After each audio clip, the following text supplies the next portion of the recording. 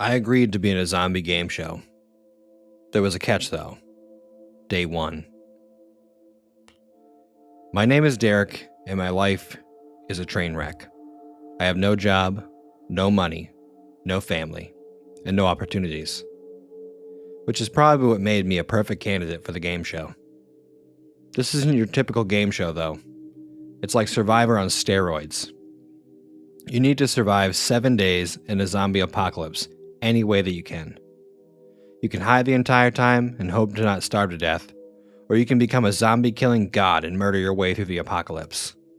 The choice was completely yours. They were also offering a $1 million cash prize if you were to win, and in this case, it was all under the table, so that would be $1 million free and clear from Uncle Sam.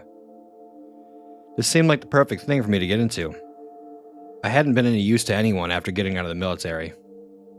I had been an MP while I was in, and I definitely didn't want to be a cop when I got out. So after being approached about this opportunity, I asked what the catch was. At the time, they said there wasn't a catch. If you didn't survive the entire time, you would just go home without any kind of prize. But if you did win, you had the million to look forward to. At that point, I asked what I had to do, and they said they would send me a car to my location, and they would take me to this undisclosed location. I agreed and got ready for them to come pick me up. They were at my apartment within 30 minutes, and I was on my way to their facility. They said for my protection and theirs, they had to blindfold me and also put headphones on me so I couldn't hear anything. The drive felt like it took roughly an hour, and I was ushered into what I assumed was the facility. I couldn't tell because I was still wearing the blindfold and headphones. When we finally did stop walking, the blindfold and headphones were taken off me, and I was face to face with an older man, probably in his 60s, who wore a plain black suit and had his hair slicked back to the side. He told me his name was Thomas, and that he would be the one conducting the trials.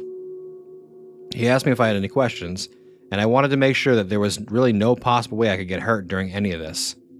He reassured me that the simulation was completely harmless, and that there was nothing to worry about. I breathed a little easier and followed him to the staging area. We entered a room with a bed and what looked like a VR headset. They sat me down on the bed and explained that I needed to survive 7 days in a zombie scenario. On the 7th day, I would have to face the horde. This was a massive swarm of zombies that I would need to deal with before the night ended. I needed to scavenge, craft, and build a solid shelter to fend off the horde. Each in-game day would be in 1 hour in real time, so I needed to move quick. As they laid me down, I was then strapped to the bed, which he assured me was just because the simulation is so immersive they are worried I'd roll out of the bed without realizing it.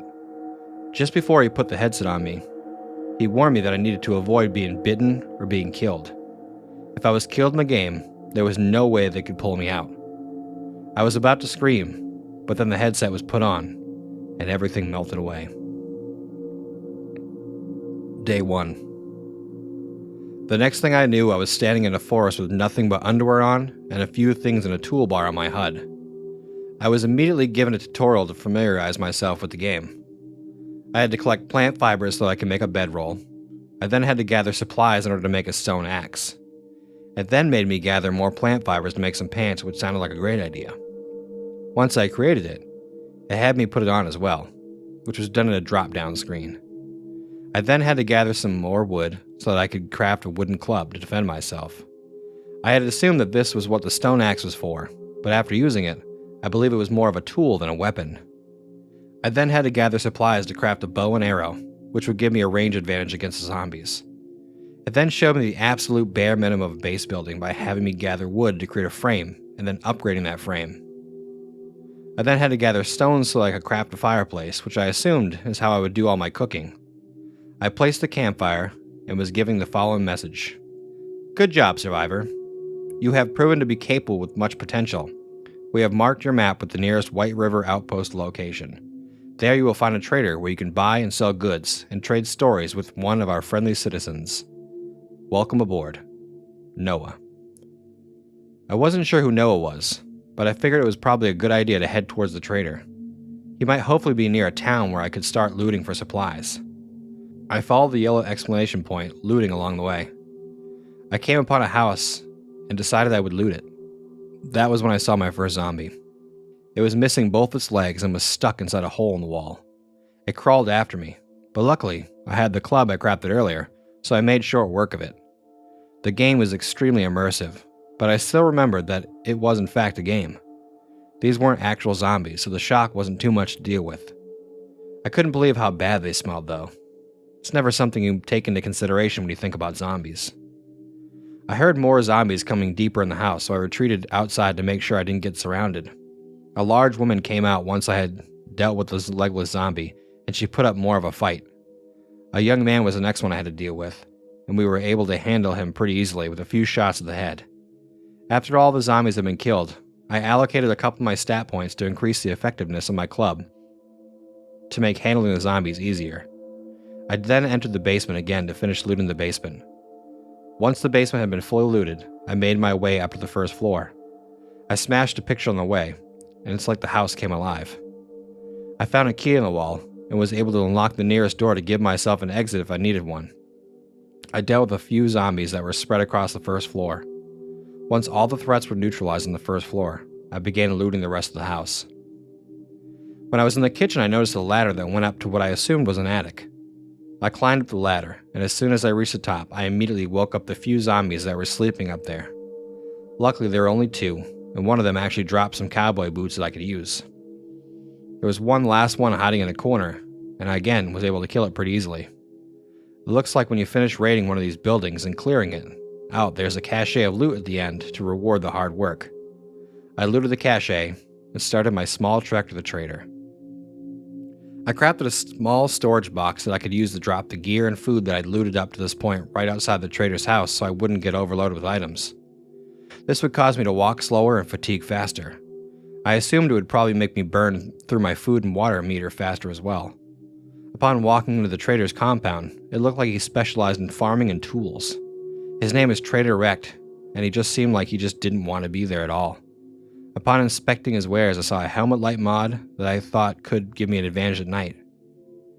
I asked him if he had any jobs, and a list of 5 jobs popped up giving me the options between buried supplies, clear zombies, and fetch, all of which seemed pretty obvious what he wanted. I ended up going with clear zombies, because after the encounters I had with the zombies earlier, I figured it would be a cakewalk. Luckily, it was only about 100 meters away, so I left the trader and worked my way over to the mission objective, killing zombies along the way. I made it to the house and started the mission for the trader. I walked around the house looking for a way to get in without attracting too much attention and found an open door leading to the basement. As soon as I entered the basement, I was met with 2 heavily burnt zombies that seemed like they were still slightly on fire. I smashed both of their heads in. The basement near the back is extremely dark, making me wish I would have had the money to buy the headlamp that I was looking at earlier. Once I cleared the first floor, I climbed up to the second floor and cleared all the rooms that I possibly could. The house had been ripped apart, and you could see through almost the entire thing. I was able to find a ladder, though, that brought me to the upper portion of the house. This is when I found the loot room, but for some reason, the mission was not complete, even though I was sure I had killed all the zombies. As I got closer to the loot, though, a zombie fell through the ceiling and almost took a bite out of me. I scrambled back and prepared for a fight. I was able to drop this one in 3 hits this time. Apparently the few points I put into strength and pummel Pete had paid off. That finished the mission I was on, and I collected the main loot. I then made my way back to the trader again. I had a feeling I was going to be doing this a lot over the next 7 days. When I returned to the trader, he offered me 5 different options for completing the mission.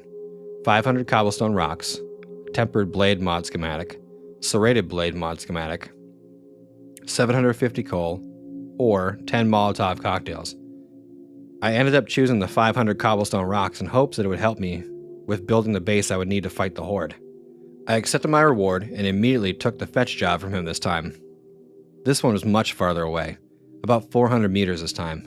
I wasted no time and made my way to the objective. It looked like the next place I would be clearing out was an old church. Not sure why he wanted this cleared out, but I didn't think too hard about it. I just needed all the money I could get from this guy so I could stay alive for the week. Looked like the only way in was through the graveyard. An undead vulture was able to scratch me before I could take it out, but I was lucky that I didn't just start bleeding. I climbed through the window into the church and started to clear it out. Books were thrown everywhere, and there were multiple zombies that I needed to deal with. I found a pair of nerdy glasses that would apparently increase the speed that I gained experience, which seemed like it made the trip even more worth it. After clearing this floor, I found a spiral staircase leading upstairs in a back room.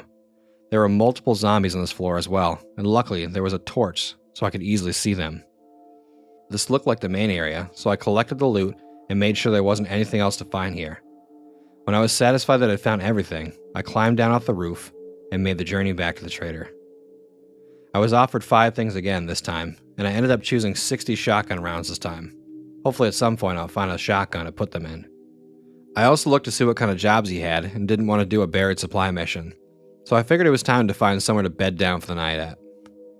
Before I left the trader though, I bought that helmet light and as much duct tape as I could afford. I then made my way over to a water tower that was close to the trader. I figured the elevated position could keep me safe at night, so I spent pretty much the rest of the day cutting down trees and collecting supplies to start building up some defenses for the tower. I also cleared up the zombie that was sleeping at the top. I managed to craft a small shelter for myself to spend the night in. I had overlooked the hatch that was on top of the tower and thought I should go in and clear out any zombies that might be in there. When I got down there, I was up against 3 zombies. 2 of them started to run and caught me off guard. They ended up giving me exhaustion and dropped my health down to 66. I bandaged up and got out of that hellhole. I ended the night by having a few things to eat and bedding down for the night. Let's hope day 2 is just as successful as day 1.